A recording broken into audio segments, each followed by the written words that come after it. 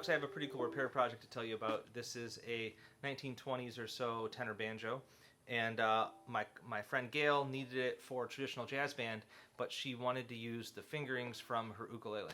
So we had to figure out how to string this instrument, G, C, E, A. So I'll tell you about how we did that in a moment. But first, the story behind this. At music camp earlier this spring, an old friend of ours passed this banjo on to me. It belonged to her husband, and he never really used it much, and she just wanted it to go to me to find a future home for it.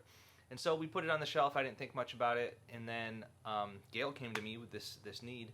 She's got a regular summer gig, and she wants a big banjo instead of just her little banjo uke. So I thought, that's going to be perfect. So it's like a mid-level, Chicago-made, catalog sold probably banjo. It's mainly bird's eye maple. It's got some nice rosewood veneer here. It's got a metal tone ring.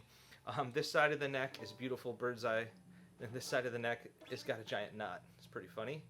The fretboard is totally trashed. We had to replace it, and it was a fun project to get this thing back and running. So the head was probably from the 1960s or 70s. It was still good. The armrest is later. It's still good. I had to put new tuners on along with the fretboard. So now the strings. So she wanted, like her ukulele, G, C, E, A. So these are steel strings. The first one is a 9. The second is a 13. Then we've got a 16 and then a 23. So you can order single strings like that online, or you can go to a guitar store and ask for those by name.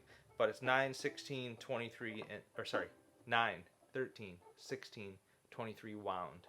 And then we get, so it's G, C, E, A with a low G.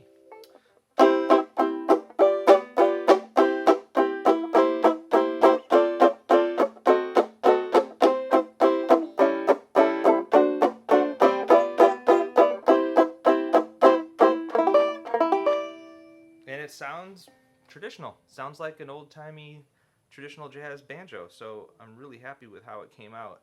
And it was fun to, get this instrument out from underneath the bed and out into somebody's hands with just a little bit of work. And it's fun that I know both people, and they both are going to be tickled by this, I think. So yeah, you can do this with almost any old 4-string banjo, but the shorter the scale length, the more likely it's going to work. If you had a plectrum scale length, it would need something different for sure. And I think this one's about a 21-inch scale. So any of these kind of short scale or shorter necked tenor banjos are probably going to work. And I might do this again in the future. It was a fun project.